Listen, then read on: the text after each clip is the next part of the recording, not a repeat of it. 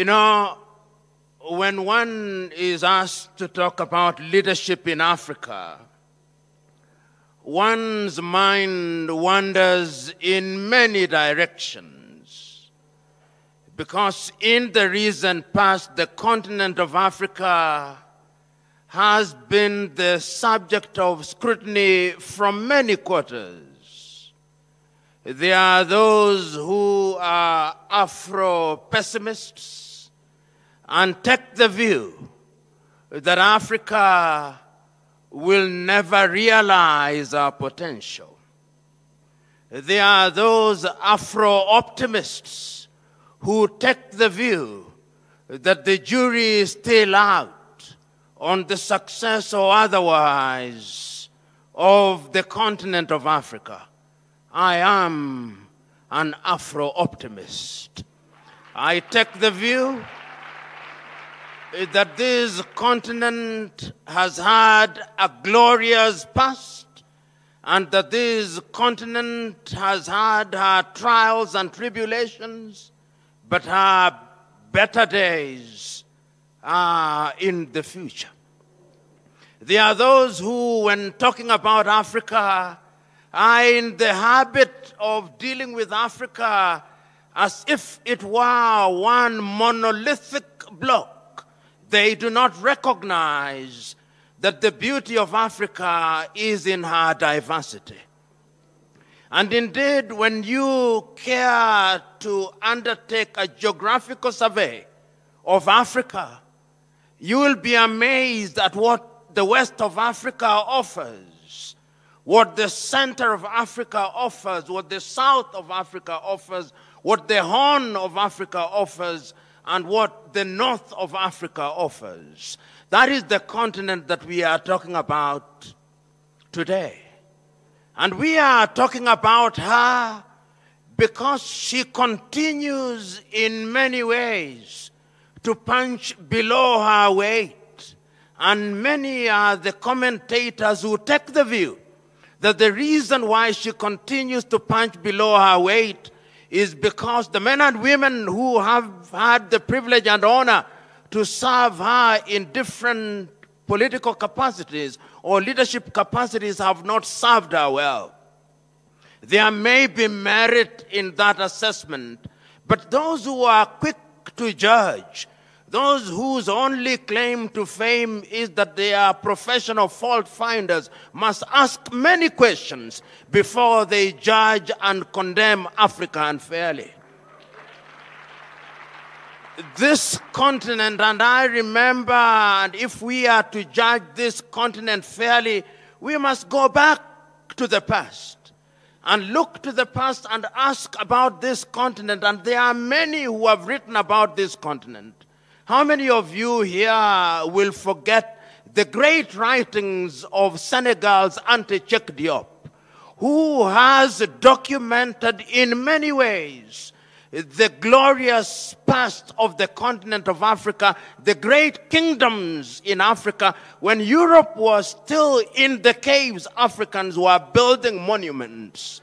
If they were not building them in the Ashanti Empire, they were building them in Monomotapa here in Zimbabwe.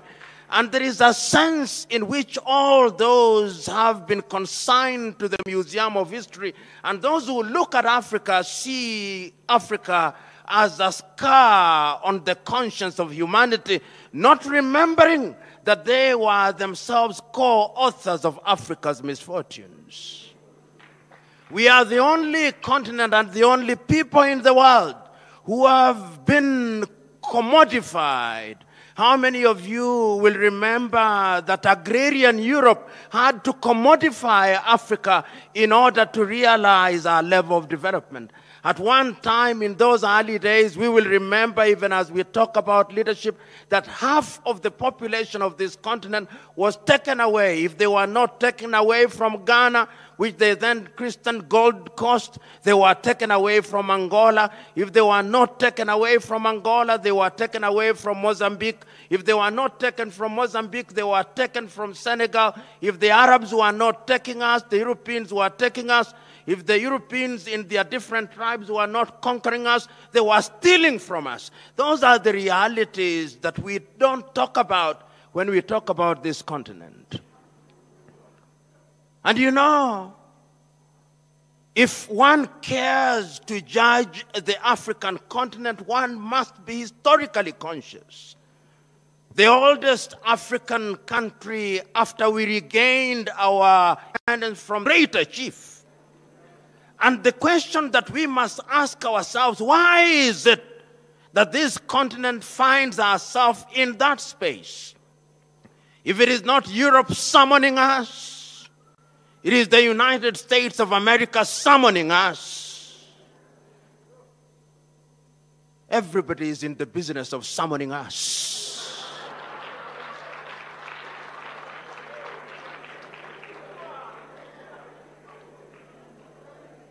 One may ask, what has this to do with leadership? You know, I listened to the Chinese president speaking in eloquent Mandarin, saying how the relationship between Africa and China is a mutually beneficial relationship. He spoke about Africa as if it was one country. He did not remind himself, in my mind, that there are 55 countries in Africa, or 54 if you ask Morocco.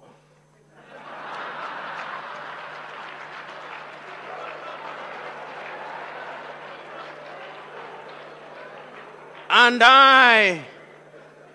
I listened to the Chinese president specifically mentioning the Gambia and a few other, and Sao Tome and Principe, that they were welcomed back to the world because they had renounced their relationship with Taiwan and they had now recognized the one China policy. Do I say this because there is anything wrong with China? No. I'm saying this because the Chinese are providing leadership for their people. They know exactly what they want for their people, and they are doing exactly what they want for their people for the benefit of their people. The question that I'm posing to us, do we know what we want for our people? Are we doing what we need for our people? And the answer is, I doubt. Why do I doubt? I doubt because at the end of the entire enterprise, the Chinese president said that he had given, or his government had given, 60 billion United States dollars to 54 African countries. Notionally, therefore, each country would be entitled to no more than 1.5 billion. Half of the presidents who are present in China, each one of them, half of them, can produce 1.5 billion. Sportsmen in Europe and America, including boxers, can earn $1 billion in a single bout. And we are here celebrating and singing the praises of China because they gave us 60 billion. Once again, it is a statement of their ability to recognize what leadership is all about. I'm submitting to us that when we interact with people like the Chinese, there is something to learn from them. We may condemn them at forums such as this, but there is wisdom in asking ourselves, how is it that this country, which about 30 years ago could not feed half our population, has in 30 years during our lifetime succeeded in pulling up nearly 800 million people out of poverty? How is it that every road that is now being built in Africa, whether the road is in Benin or in Nairobi, Kenya, or in Johannesburg, South Africa, or in Kigali, in Rwanda, or the Democratic Republic of Congo, there is a Chinese firm whose name I cannot pronounce as the contractor for that firm? How is it? How is it that China, which about 30 years ago did not produce a mobile phone, today out of every 10 mobile phones, we are using 6 which are from China. If it is not Techno, it is some other phone. If we are not inviting Jack Ma, we are inviting another Chinese, because we have seen that they have the ability to organize their affairs. Some of us, particularly those of us who are in the middle class, our pride is that our child is learning Mandarin as a second language, not isiZulu, Mandarin. I fear, Bishop, that in the next few years, when they bring their children for baptism, and you ask them, how do you name this child? They'll say, Deng Xiaoping Simfiwe.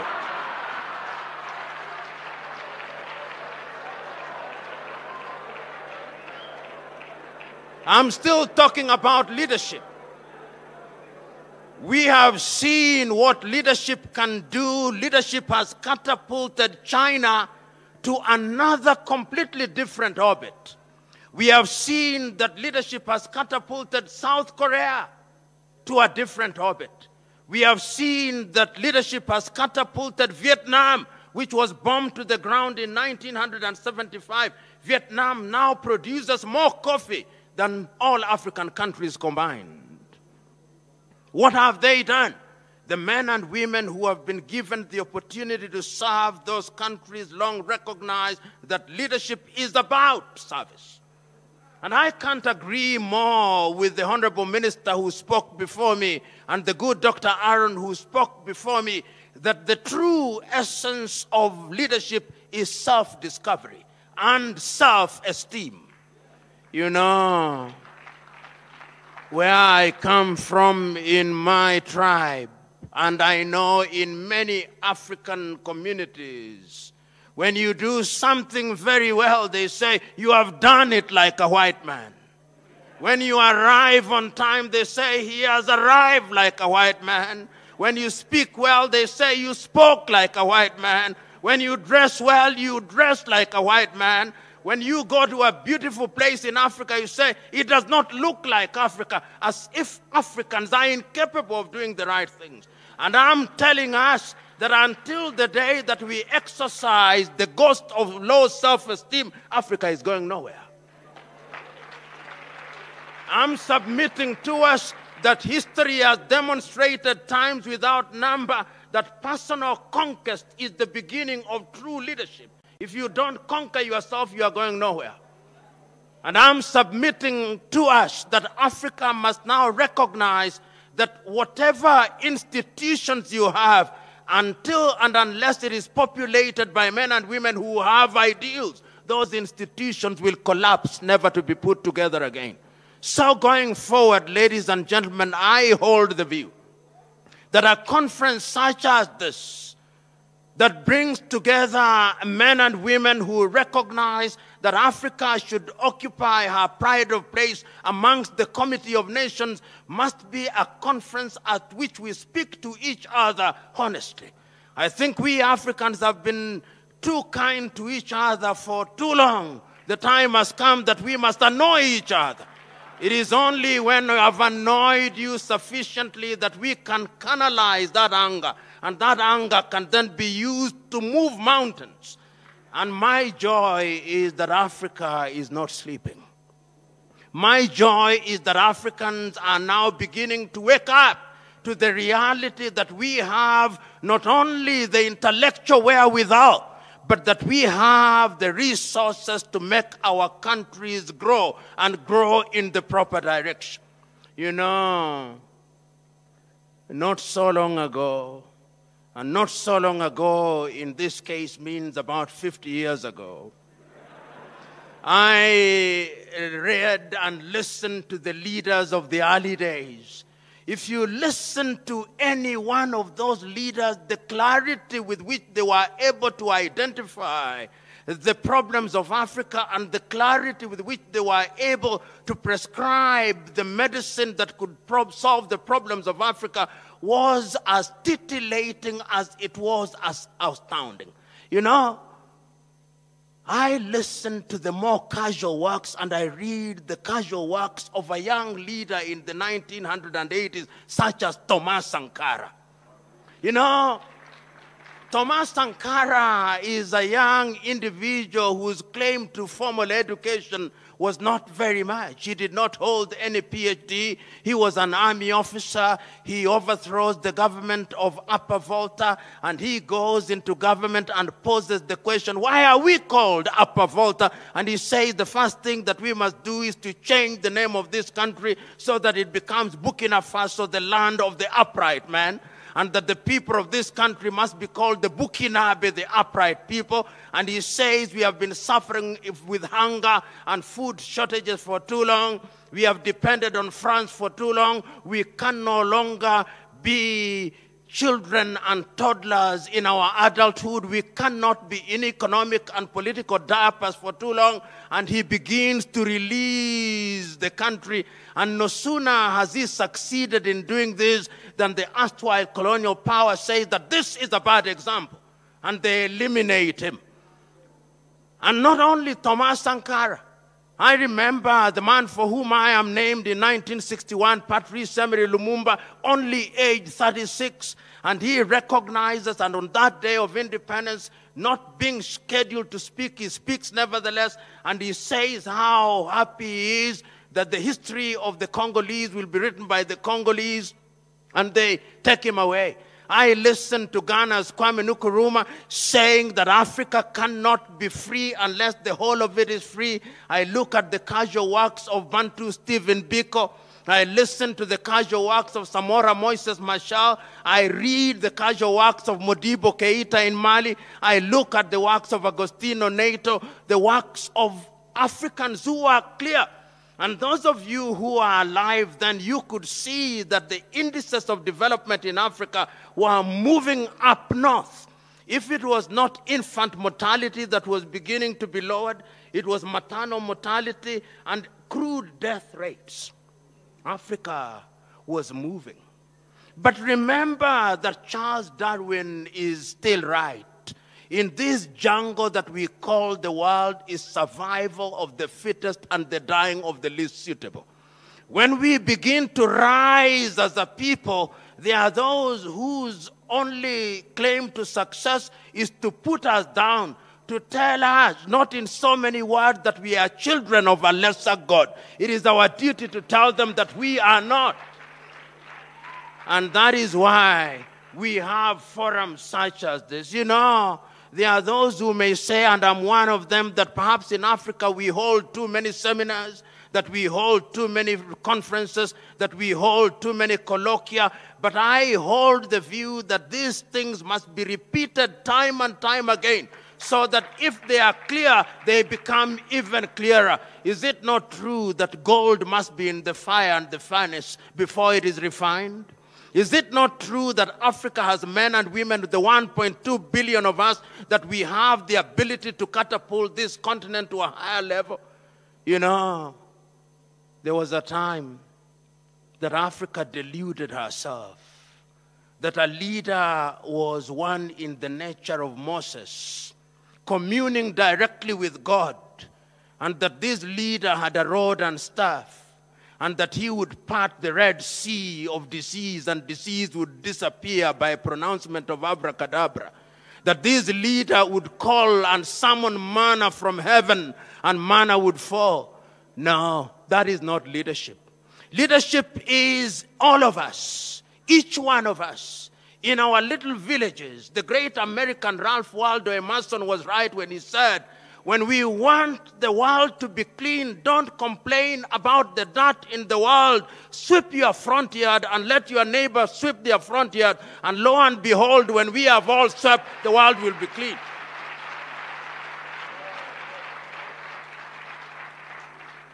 I'm now on a spiritual dimension. Mother Teresa was also right when she said, when you go into a room and you find that there is darkness, Don't complain about the darkness. Take a candle, light your candle, let your neighbor light a candle, and light will conquer the darkness.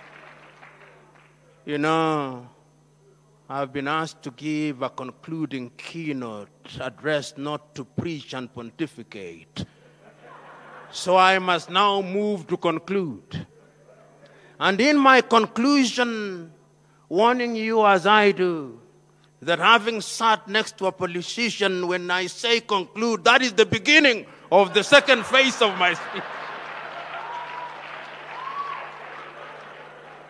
But let me conclude by saying the following things. That this continent is now at crossroads. And when you are at crossroads, it means that you are faced with two roads. And you've got to make a conscious decision which is the road to take. And I think Africa made this decision. In the year 2013, the African leaders, whether you like them or not, that is another debate. You elected them, or they happen to be the leaders, and therefore they are the political leaders. And it is important to make a distinction between leadership in its broad sense and political leadership. Political leadership is the most visible leadership and the most effective in terms of marshalling all our resources and ensuring that they are coordinated in a manner that benefits us all. That is why political leadership is at the very heart of human development.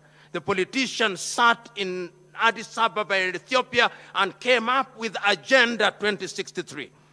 You know, Agenda 2063 says many things, but this is how I imagine Africa Agenda 2063. That in the year 2063, South Africa will have a GDP of 3 trillion United States dollars. And at that time, we shall not be measuring our GDP in dollar terms. We shall be measuring our GDP in Afro terms. Our currency will be called Afro. And the Afro will be the strongest currency in the world. And the GDP of South Africa will be 3 trillion. That the per capita income of South Africa will be 30,000 Afro.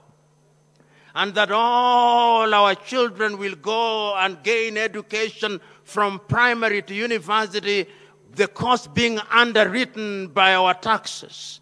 That all our minerals will have a value addition, that we shall no longer be importing complete products from China. There will be a mobile phone. Namibia will be manufacturing a mobile phone, and that 1 million Africans will be using that mobile phone. That phone will be called Mobi Africa. And Namibia will not stop there. I look to that day, Botswana will no longer be selling any cows to Europe. Those cows and the meat from Botswana will be consumed in the continent of Africa, and Lesotho will not be left behind. And Eswatini will also be a Shangri-La where we will go for tourism, and it will not stop there. Mozambique will have some of the biggest ports in Africa, and Tanzania will be there, and Malawi will be there, and Zambia will be there, and Angola will be there, and Equatorial Guinea will have new leaders, and Equatorial Guinea will be the equivalent of the Silicon Valley.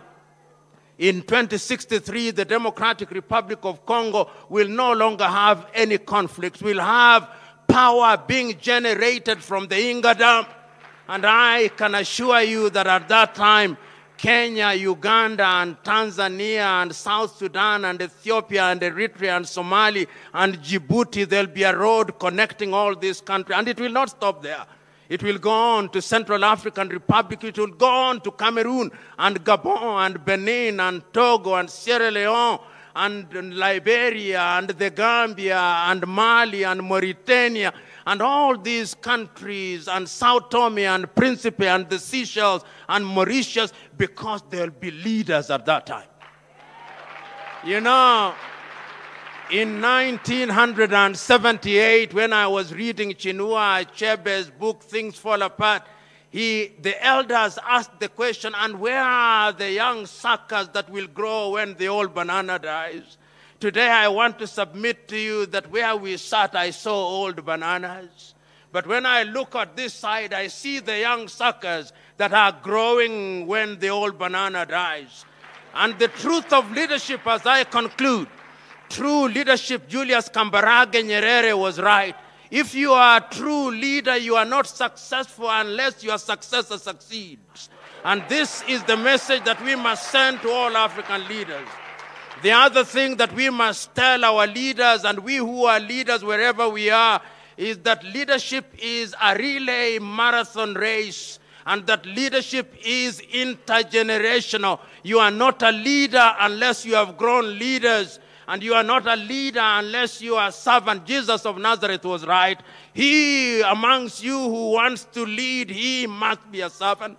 Our Africans of old were right that our chiefs were not rulers over us, but custodians. So, my friend Masiza, you have brought us to a good thing. For those of you who are present in this assembly, go out now into the world.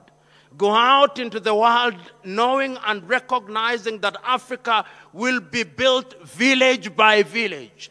Go out into the world to know that you are the drop that will make the ocean overflow.